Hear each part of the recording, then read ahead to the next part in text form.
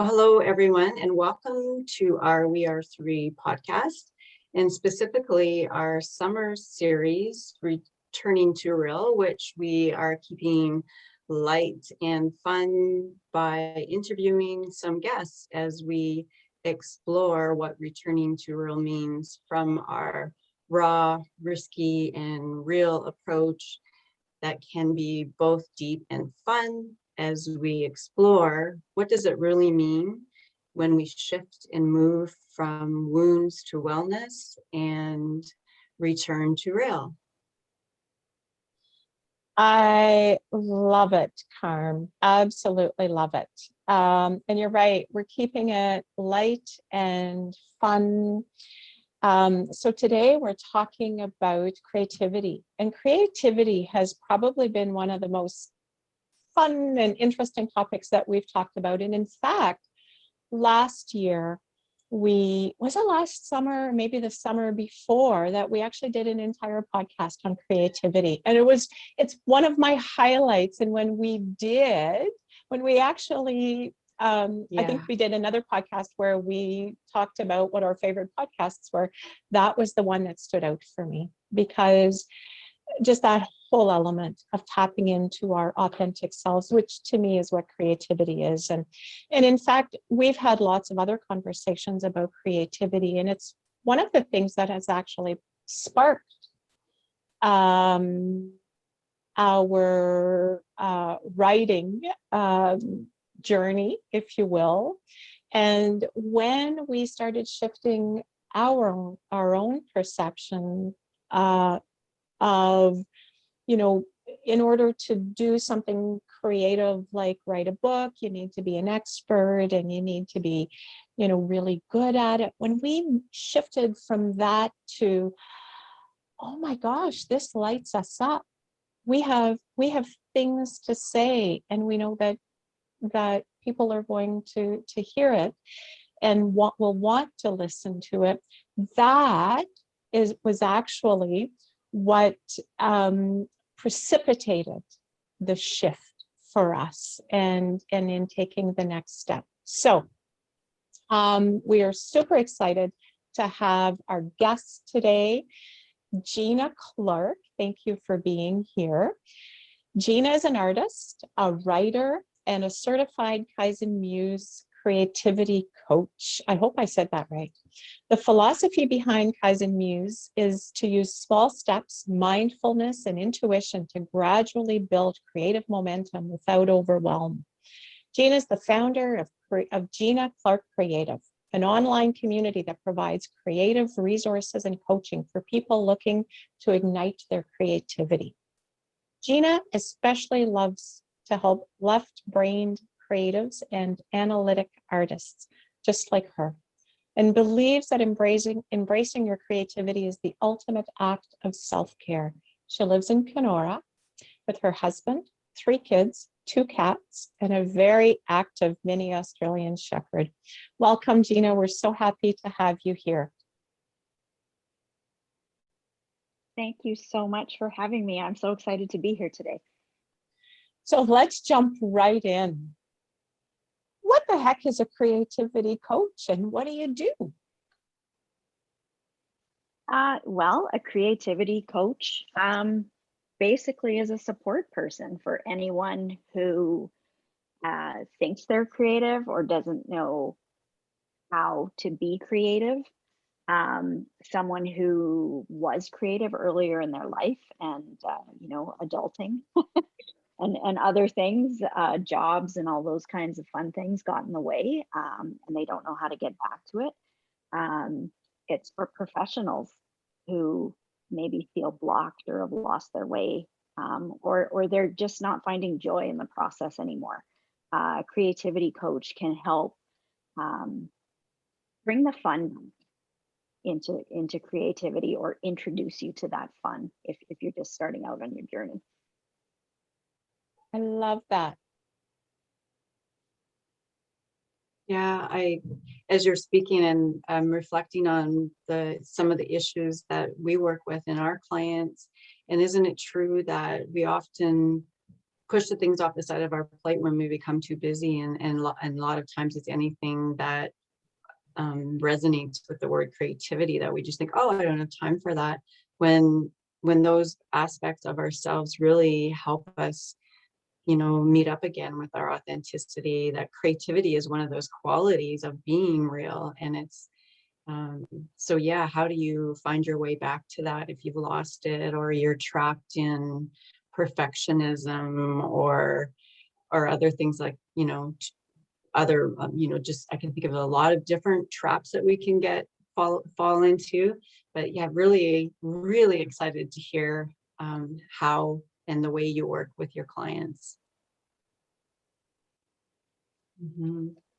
Yeah, And sorry, just to build on that a little bit, that's exactly it. We do trap ourselves. You know, we're our own worst enemy when it comes to these things, and so many of us, I think, feel that something like creativity is frivolous, and it does get put on the back burner. It's put at the bottom of the pile, and I think for women especially, uh, it's really hard to take that time and not, you know, have guilt around taking that time for themselves.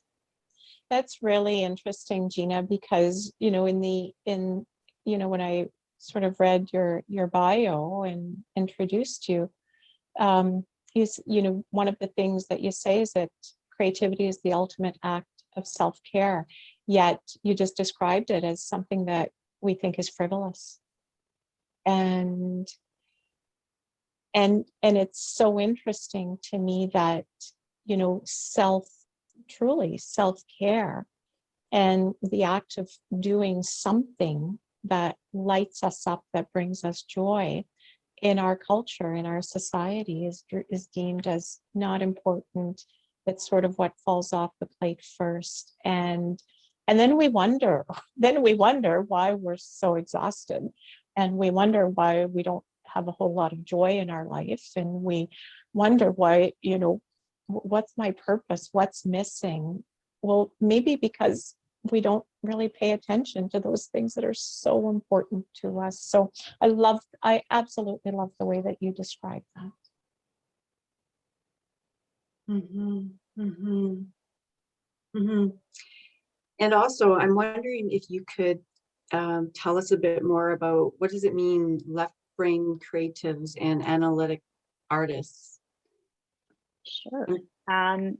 So I'm kind of describing myself there, and I know Okay. that you know, we've kind of dispelled the myth of having a right brain and a left brain that work independently.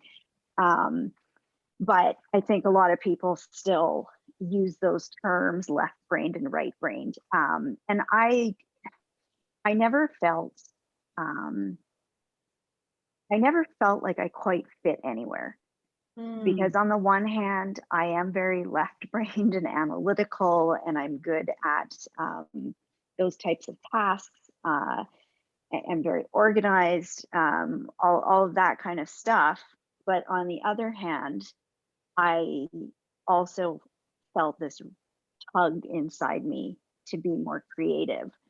Um, so it was very difficult for me. It was very difficult for me to realize. I mean, it was much later in my life where I realized I could be both, and I didn't have to mm, choose one side over the other. Um, so for me, it really brings me a lot of happiness to help people who are similar. I mean, I work with anyone who would like the services of a creativity coach, but I think it's especially difficult for people who are more analytical to get in touch with their creative side, because it's not. I don't think that they fit into society's um, vision of what a creative person looks like. And you know, there's another myth. Um, there is no creative type. Um, but I do think it's, and I think we're going to talk about this a bit more as our conversation continues. But um, I think it's harder for people who don't fit into that mold, and that definition that society's created. So sort of that, fly by the seat of their pants, messy mind, messy creative brings beautiful work, and they have, substance issues and very fiery relationships and all of those other things. And there's so many of us out there that aren't like that, but we're still creative. Ah, okay. I love how you have shattered some of those myths. They're just, they, and what's coming up for me is our emotional minds versus our rational minds. And what I think I hear you saying is like, they can work very well together if you are open to that. And if you give yourself permission, you don't have to be one or the other. It's not that black and white, but they can integrate very well together. That brings me a lot of hope to hear you say that, because I really resonate with what you said, because when working with clients, Suzanne and I, often people want to stay in their minds to work through problems. Give me an answer. What's the solution? Very intellectual, cognitive process. And the way that Suzanne and I work with clients is getting away from that. Like it's an important part, but only a part. And the other part is dropping down into our feelings, emotions, intuition, more of the creative energies. So to hear you say that they coexist together, really, I really love that. Yeah. Yeah. And when you were talking about the myth, the image that came to mind, Gina, was, the beret and the scarf, right? The sort of, eclectic, the real eclectic, that's the artist. And that's what we envision. And when we don't see ourselves painted that way, then we can't imagine that we too can be creative, right? Like, how do you go?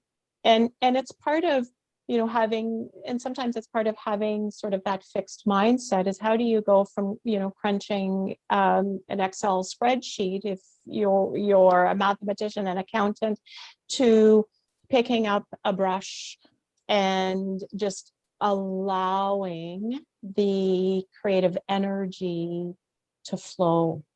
And that's the key.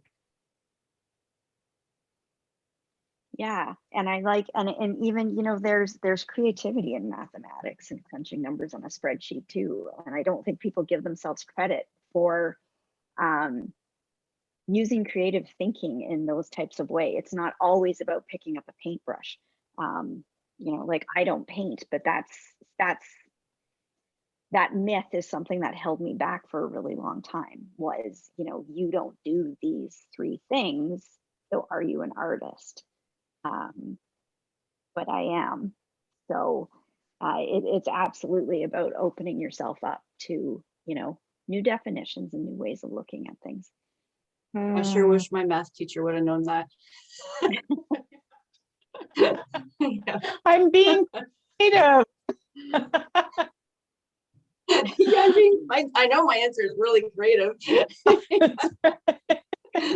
Oh, you've opened up so many possibilities, Gina, for us. But I want to pick up a little bit about what you said, Carmen, just because I really do see the alignment between what Gina does and the work that we do.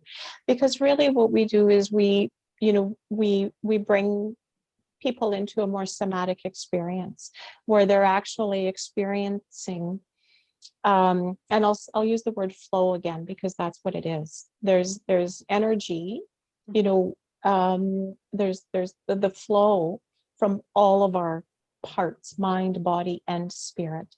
And for me, this is about incorporating all 3 of them, which is actually so beautifully aligned with some of the work that we do, Carm. And I love that we're having the opportunity to open up a dialogue around that.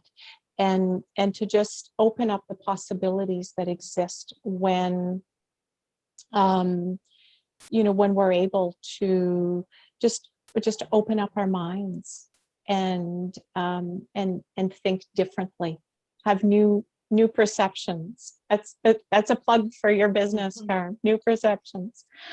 So tell us a little bit more then about the Kaizen Muse philosophy. So you've given me the perfect segue into that by talking about the way you guys work with your clients, because that's exactly what Kaizen Muse is. It's very focused on intuition, listening to that little voice, listening to how you feel, how your body feels, and moving into that flow state. And what's interesting is the word Kaizen is actually, it's a Japanese term. It's very well known in business. It's a business term. And it was, I think it was Toyota that started with it a few decades ago, but it was about making continual improvements to their processes to create change, but doing it in a very slow manner, taking small steps so that the change wasn't overwhelming. So what the word Kaizen means, and the way we use it when we're coaching, is taking small steps so that we don't trigger our brain's fear response, which can shut down our progress. So it is about tapping into, what's the next small thing that I can do and what feels right. It's not about pushing ourselves into unknown territory. We're probably going to get to unknown territory, but we're going to do it in a really small, kind, gentle way. So that we don't stop ourselves in our tracks before we even get going. So the Kaizen part of it is really about, small creative wins and getting that creative momentum so that you want to continue. And then the Muse part of it is that's something the founder of Kaizen Muse, Jill Badonsky, who's been doing this work for about 20 years. She wrote a book called The 9 Modern Day Muses and a Bodyguard, which is absolutely fabulous, and I recommend it to anyone. But she decided it was time to create some modern muses to help creatives channel these muses when they needed to.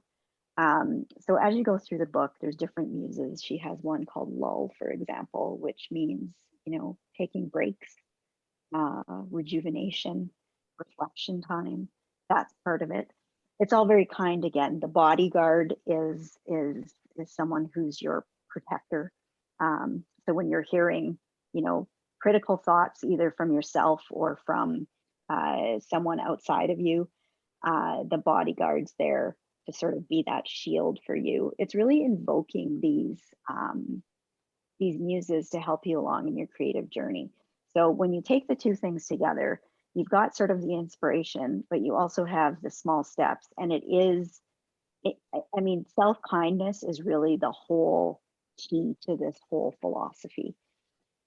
So again, if we go back to this, quote unquote, left brain creative or the more analytic person, and I speak from experience, of course, you're not always kind to yourself when you're trying to you're very goal oriented often. And it's very like, just get it done, like suck it up and do it. And one thing that Jill always asks is there a kinder way to ask yourself that? Is there a kinder way to get to where you want to go? And that's really not how I'm wired. So it took some time for me to open up to the idea of doing this, but it works, and it makes it so much less scary. Yeah, that's so I just fell in love with the philosophy. And as soon as I saw and read about it, I thought, yeah, this is what I want to do. Yeah. There's so many things I want to pick up on, Gina. There's just so many things. We're But the both like, first, I know, but the first thing I want to say is you are speaking our language, because Carmen and I are compassionate inquiry practitioners. And so the last couple of years, we've been, working within a compassionate approach. And that's exactly what you spoke about, is we are naturally, well, I won't say it this way. Many of us are so hard on ourselves, and we've got this inner critic that is just constantly beating us up. You're not good enough, try harder, why did you do this? And what we know now, and science is really proving that, and we're understanding more about brain development and how our brain works, but really the key is in actually befriending and learning that, those parts of us that do beat us up actually do have a purpose. So let's just start being really gentle with them. Let's start being kind to them so that we can tame them. And it's when we start working, with a compassionate lens through those parts of ourselves that the healing begins and the growth begins, and we start to open up to things that we never thought were possible before. So love the philosophy. yes, it aligns so well with our practices as compassionate inquiry practitioners. And even in the current book that Suzanne and I are working on, Returning to Real, we have a whole chapter dedicated to the inner critic, and the other chapters to the other subpersonalities that get in the way of our creativity. So the fact that your approach uses that kindness, compassionate, and the muses as a way to look at them differently and to accept them with kindness and compassion is very powerful, and really the only way to be creative, isn't it? Because if you're using all your energy to try to push that away or stuff it down or numb it with other ways, then that's exasperating and tiring, and there's no energy left for creativity. So just love the way that the Kaizen Muse philosophy approaches creativity. Yeah, beautiful. Yeah, when you guys were talking about light and fun, when you introduced the podcast for the summer, I thought that's Kaizen Muse. That's what we want. That's what we're trying to achieve, is we're trying to make creativity light and fun, and not take ourselves so seriously, and not take our creativity so seriously. And one thing Jill says a lot, and I love it, I borrow it all the time, is just make something small and crappy.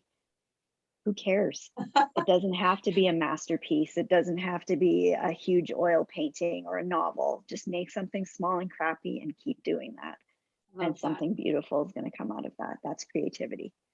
So here's one of the favorite things Yeah. that I believe is, you don't need to be good at something for it to be good for you. And that's what I just heard you say, right? Whatever, just put it together. It doesn't matter. I want to pick up on something else that you said, Gina, because I actually had a bit of a light bulb moment when you were talking and describing Kaizen. I took lean training a few years ago, and I absolutely, and I am what you did too, right, Carm? I am one of these people that actually loved lean. It made so much sense to me.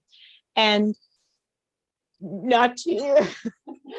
So I was actually not me. I was conflicted by that. I was conflicted because how is it that a social worker brain can love a process like lean, but lean is really a derivative of Kaizen. I'm probably not making that link correctly, but I know that there's a huge Kaizen influence in lean. And that was the part that made sense to me. So when you sort of expanded my thinking a couple of minutes ago, Gina, around, yeah, you can do math and still be creative. That's how I felt about lean, because while it was very process driven, for me, it was extremely creative. And I remember, like, in the work that I was doing at the time, just looking at this massive board, and you'll remember that, Carmen, the board in my office, right? A massive board that had all of these. So to others coming into my office, it was a mess. To me, it was a beautiful creation, and I could see all of the possibilities in it. So I love that you mentioned, Gina, that creativity doesn't need to be picking up the paintbrush. It can actually be something quite analytical, but if we're open to it and if we allow for the flow, creativity can permeate. That reminds me, Suzanne, yes, your walls were all whiteboards, just completely all whiteboards. And then last fall, when we got together to just to talk about this new book, we went to your office, and where we had another whiteboard out, and where that analytical side of the flow of mapping out the process, the framework, we had to sort of have that overarching framework before we could settle into the creative part of the writing part. So, and it's that initial framework has completely changed from then, but at least it was a starting point. So I can see what you mean about the dance that you do with the analytical side, right? And the right brain side. Like it's a dance. It's a beautiful dance. Yeah, it is. So, whiteboards are a beautiful dance.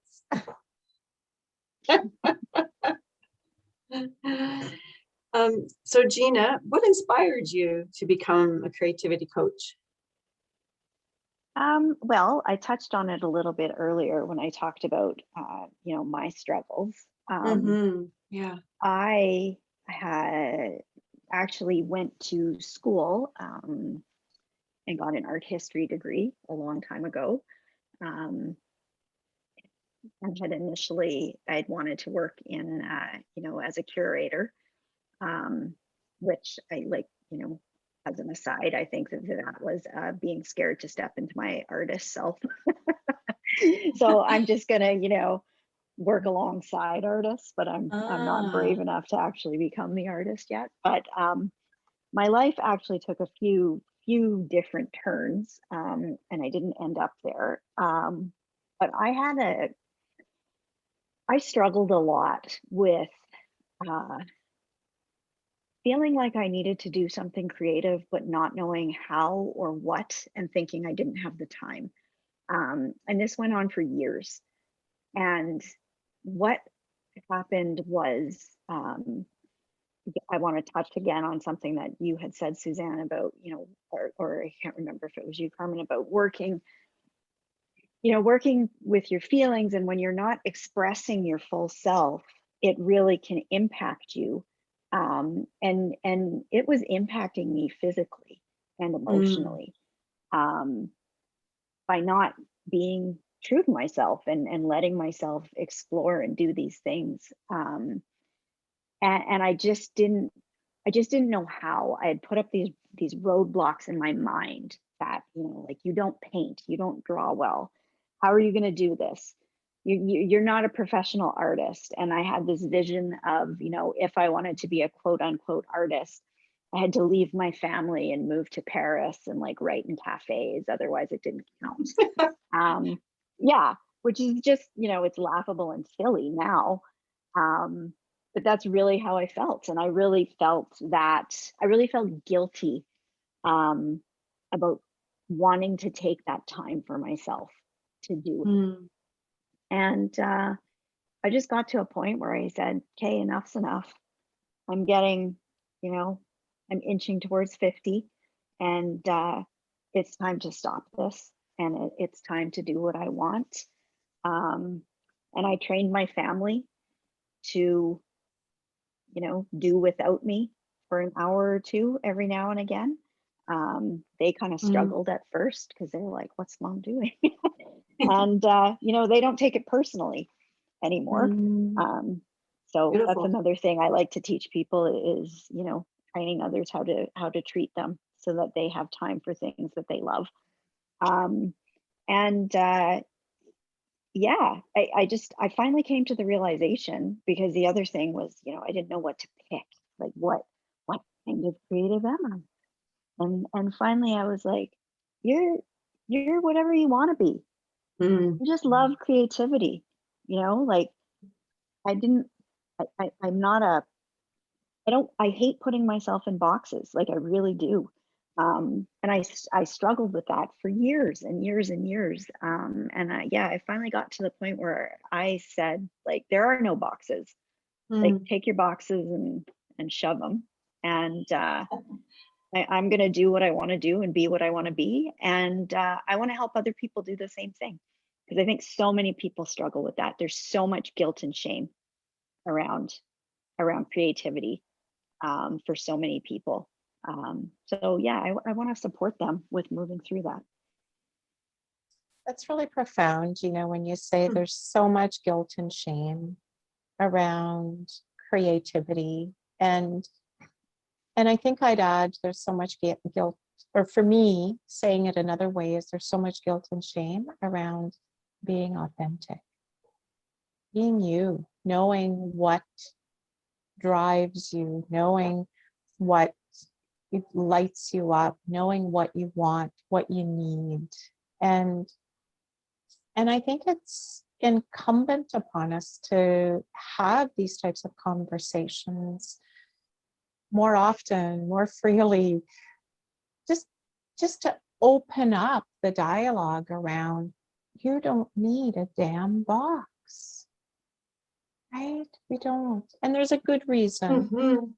Just, I want to be clear, there is a good reason why we have those boxes. And part of the work that we do, that Carmen and I do, is in starting to open up the boxes, right? Why do you have the box? How is this helping you? How is this protecting you? But once that starts to open up, then, we can shed those limitations that we place on ourselves. Such an important thing to talk. Thank you for saying that, Gina. Yeah, and really profound. I echo that belief too. You mentioned creating that space for a couple hours a day and your family having to adapt. That's beautiful. Reclaiming what you need. And we teach people how to treat us, don't we? And setting healthy boundaries like that is good for everyone involved. And also teaching your family that that's what they need to do for themselves too. And you don't have to fly to Paris and sit in a cafe to become a creative. And that gives me permission. Hearing you say that also gives me permission that I don't have to be an expert at this or an expert at that. I can, dabble in whatever moves me in the moment, and it might be crap, but that's okay. Yeah. Absolutely. Yeah. Gina, you've talked about what creativity means to you. But what do you think it would mean to our world? And how do you imagine our world if we were just more creative?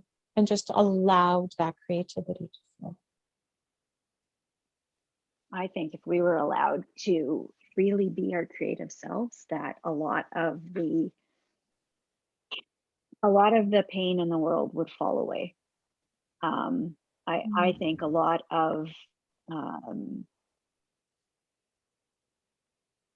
times when people aren't very nice, or they're, you know, obsessed with power or other things like that, there's something inside them that's not fulfilled. And a lot of times, creativity is a part of that. Like it's a base elemental part of our being. And if we are not honoring that, it's going to impact us. Just like I talked about, it was impacting me physically and emotionally. And I think there's so many people, I mean, you don't hear people, you know, they're working their jobs and doing whatever. You don't hear people going like, oh, you know, I can't wait to retire so I can, you know, work with more spreadsheets. Or there's always something. There's woodworking, there's, you know, there's crafting, there's quilting, there's cooking, there's so many, gardening.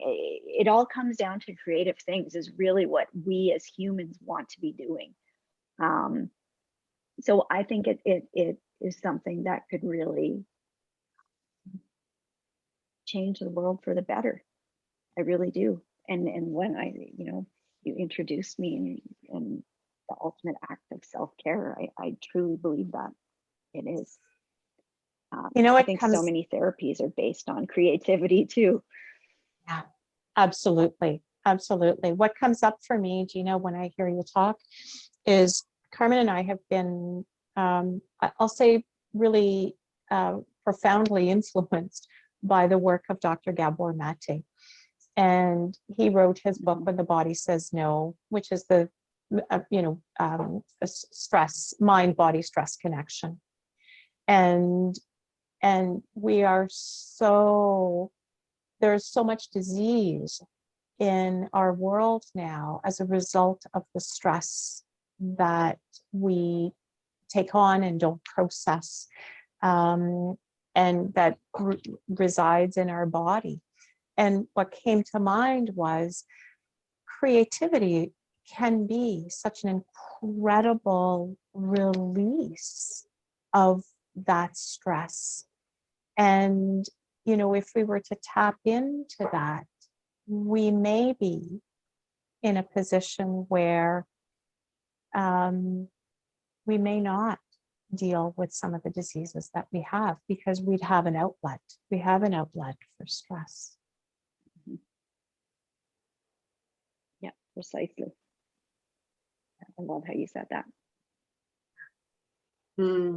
Yes, our body does keep the score, whether we are aware of it or not. And if we aren't giving ourselves permission to feel our feelings, to tap into those body sensations, then our grief and other emotions will get trapped in there somewhere in our body. And yes, we need to be able to feel it, express it. And a lot of time people don't have words for what they're feeling, or, you know, it's so hard to articulate, or you maybe not have had the memory recall at the time something traumatic, for example, happened to you, but yet your body remembers. So being able to express it creatively, whether that's through dance or painting or writing, whatever, just anything to get it to up and out. And that's a part of the healing journey. Absolutely. Yeah, it So absolutely on that, is. I'm going to pick up. Oh, Go ahead, Gina. I was just going to say that that's a good point that you remind me of. Is what I do is about process. It's not about product. It's not about you know, I have this goal to write a novel and I want you to help me do it in 2 months and push me, and that's not what I do. I help people with the creative process.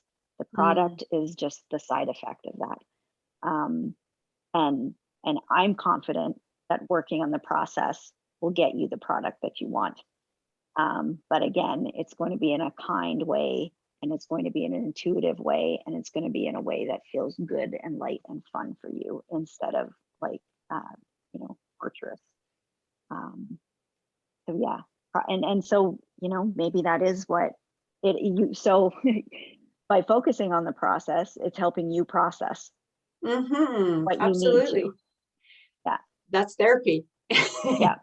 Yes. And often we want the solutions, the quick fixes, the answers. But what sometimes we have a hard time understanding is, in order to get there, it's the process that gets you there to the end point. And you can't just jump to the end point without the process. Yeah. The magic is there, actually. Exactly. Yeah. The magic is there. I love that. Love that. One of the things you say, Gina, is creativity requires the courage to let go of certainty. Tell us more about that. Sure. So that is actually a quote, and I can't remember who it is by. I'll send that to you guys afterwards. So if you want to put it in your show notes, I certainly don't want to take credit for that. But that is what it's all about. It's creativity. It's the great unknown in so many ways, right? Like you can have all kinds of plans. I think that it's so humbling, because you can have so many plans and ideas about exactly what your end product's going to look like.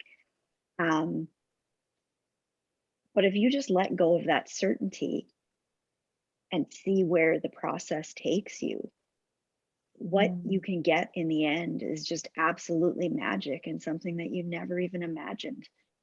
I mean, I'm sure we've all had experiences in our lives when things have happened like that. I mean, our life itself is like that, right?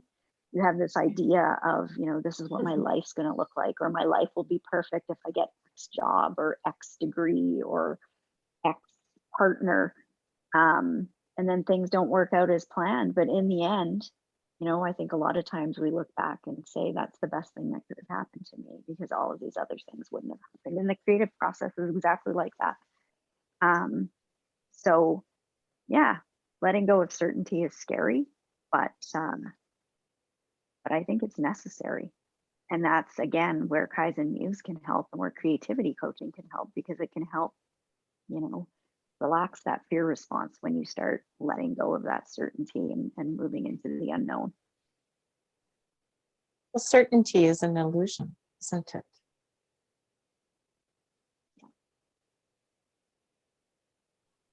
Yep. Well, and I think, again, speaking from experience, us left brainers, we kind of like to control things. I think we more than others hold on to that illusion of certainty. So you got to break that down and let it go. And that's what creativity coaching can do for you. The gentle process to release some of that control and allow the flow. I love that.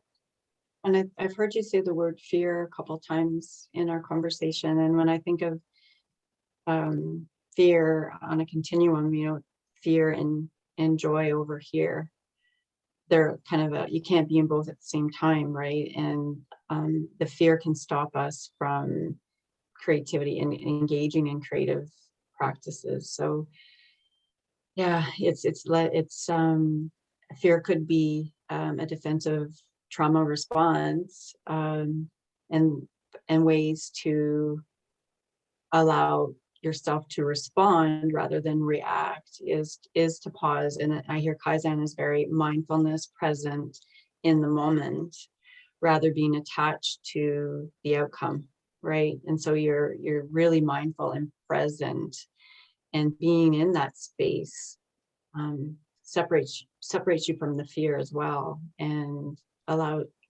invites creativity. Yeah. Yeah, Hmm. for sure. So tell us a little bit more about that mindfulness link. Yeah. Sure. Actually, I'm gonna jump on a couple of things that you said. One is the fear. I think that that's the number one thing that holds people back from being more creative. And Mm. when we think about some of the things that stop our creativity or block it, um, they're actually very common. Um, so that's something that we do in our session is we normalize that for people because I think people think I'm the only one. I'm Mm. the only one that's stuck in this way. I'm the only one that's thinking like this. But it's not true. Um, there's professional artists that they have the same types of thoughts going through their heads that they have to grapple with. But when you think about perfectionism or overwhelm or creative resistance or any of those things, it all comes down, it's all fear based in the end. Um, so that's what I love about Kaizen is how it takes you out of that fear and hopefully, doesn't trigger it. But yeah, the mindfulness, I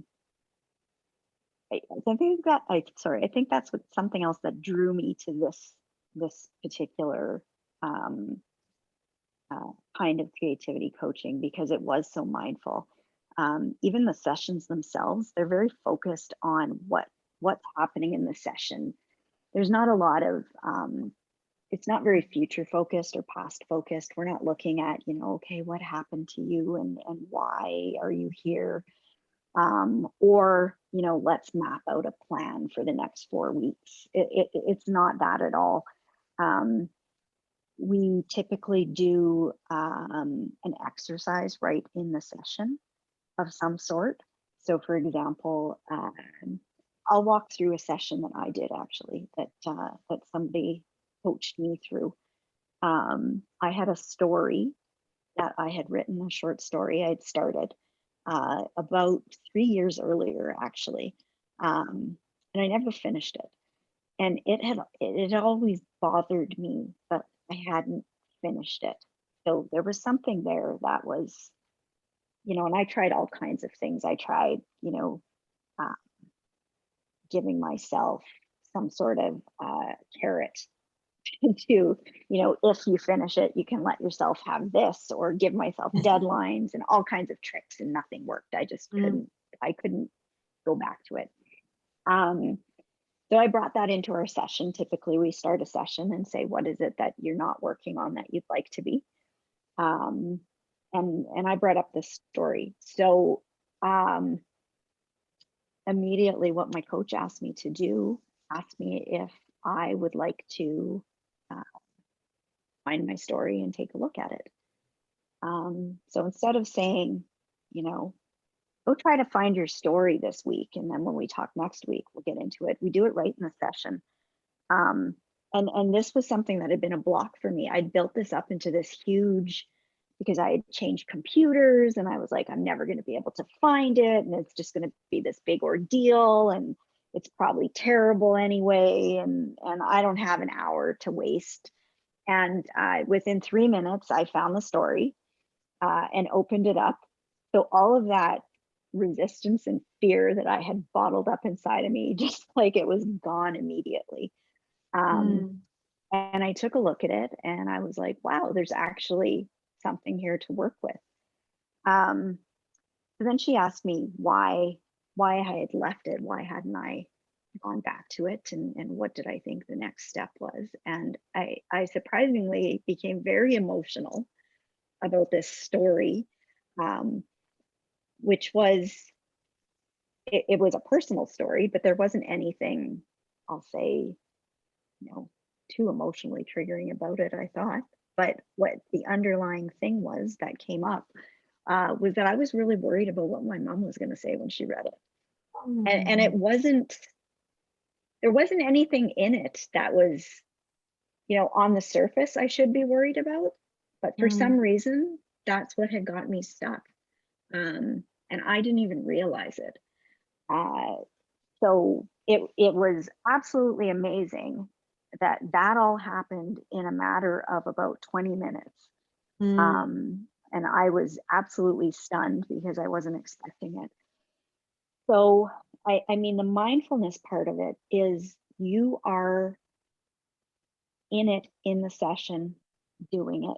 You're not, I think I think creativity itself is so mindful because it takes you out of your head if you let it. This is about getting back into that flow state, right? If you let it. And it can be so healing because you're not ruminating and you're not thinking about things. And again, that's where a creativity coach can help, because it can help you if you do have that fear and rumination happening. They can help you move through that so that you get back to that place where you are created very mindfully, and it really is, again, therapeutic. So, and I had to go back. I let that story sit again, just as an aside, for another 3 months or so, but I went back to it and finished it, and I actually submitted it to a contest, which had been my original goal. But yeah, and like Nice. it's just the fact that I got it out there, but I don't think I ever would have if I hadn't worked with a creativity coach. So yeah, she absolutely brought me into that mindful space. And the other thing that I typically do in a session, if it feels right and if the client wants to do it, is we do a guided relaxation. So we have people really get into their body and close their eyes and work through just a guided relaxation for 10 minutes or so. And usually we try to use something that the client has talked about in the session, and see if they can get some clarity around it. We usually end that with either an exercise where they write something down or draw something, or usually people get some sort of message out of that they weren't expecting. So again, it's really bringing yourself into that moment. Yeah. What a beautiful story, Gina. Thank you so much for sharing that with us. And when you were telling the story, I was thinking of a podcast that I listened to. I think I was on the weekend, and it's Byron Katie. And she said, all suffering occurs in the past or in the future. There is no suffering in the present moment. And that to me is what you described, is when you were able to actually focus within the session in that present moment, that's the space where you were able to release that, I'll call it stuckness, right? You were able to tap into that fear that you weren't really even conscious of. And that's really where the healing occurs. And through that, it unleashed, right? It unleashed what was holding you back. Such a beautiful, powerful story. Thank you. You. And what I heard was she created a safe place, and your approach creates a very safe and compassionate place, because it's all about safety. Nobody's going to allow themselves to go there if they don't feel that safety. And what a beautiful way to do it. And as you were talking this afternoon, I think you mentioned some of the steps. But are there 5 concrete steps that you use? Are there names for the steps, or? Well, the steps actually are something that I created. So that's Okay. that's something you can get on my website. It's called Okay. 5 Steps to Unlocking Your Creativity. Mhm. So that's just a free guide you can get, and I really created it to help people who are feeling stuck or who are feeling joyless in their creativity, or those who don't know where to start. So there are 5 concrete exercises that are very simple, very easy, that you can work through. You can pick one that appeals to you. that's another beautiful thing about Kaizen Muse. There's no rules in that way. I'm not going to say like you have to do the 5 steps in order, because you Right. don't. If you read 4 of them and you think that I don't want to do that, then don't do it, and choose the one that looks good to you. And it's just trying to help people, think outside of their box and do things a little differently, and just try stuff to get back into that flow, or try to get into the flow. So, And I love yeah. that, because often people don't know where to start. So if you've provided some chart or some examples of any one of those 5 practices, that's beautiful, because that kind of is that one of those baby steps that you talked about earlier, right? And it's all about taking those baby steps in the process. So, and I think people do struggle to, what do they hook into? And so that's a nice way of allowing that, giving people permission to just, okay, try one of these. Nice. And you're speaking my language, Gina, when you say it's a process that has no rules. I don't want rules anymore. Yeah. Yeah. I mean, our sessions and our, I was just going to say, it's very client based. I would always ask somebody if they want to do something, if I'm suggesting something. Feel free to say no. That's not feeling right for me right now. I love it. I absolutely love it. I have been so inspired by our chat today, by our conversation, and I am really, really, really hoping that you agree to come back, because I feel like I have so much more to learn, and there's a sense that this is really just the tip of the iceberg. The tip of the iceberg for understanding what a creativity coach does, but for me, a tip of the iceberg for actually starting or continuing to tap into my own creativity. But I also get the sense that it's the tip of the iceberg for where you're going, Gina, and some of the amazing things that you have in mind. So, so thank you from certainly from my perspective. Yes, thank you very much. You've given me permission to, I don't know, to maybe take some more risk and to just be raw, risky, and real. Something that we love to do here. And I just love this approach. It resonates so well with the way Suzanne and I feel and think and try to live. So it has been our pleasure to have you as a guest today and to get to know you. And I echo Suzanne's thoughts. I hope that you come back and we can dive deeper into this creative process ourselves. Absolutely. Thank you so much. I would be pleased to come back again. This was so much fun. I love talking to you ladies. And yeah, I think we're walking parallel paths with what we're doing. So this is really a lot of fun. Yeah, I think there's a road trip in the future. Carmen, we're going to head to Kenora. Sounds good. We're going to go to Kenora. We're going to go to Kenora. in the summer. In the summer, yeah. That's right, in the summer. In between block fly season. Gina, tell our listeners where they can reach you. Sure. You can find me at my website, which is ginaclarkcreative.com. You can find me on Instagram at Gina Clark Creative. And I also have a Facebook group called the Creativity Collab.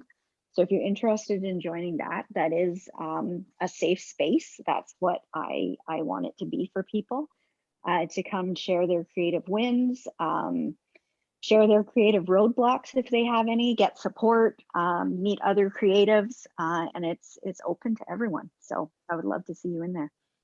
Wonderful. Thank you. Thank you, Gina. Thank you to our listeners. And we'll be posting our next Returning to Real summer series in a couple of weeks. Have a great day, everybody.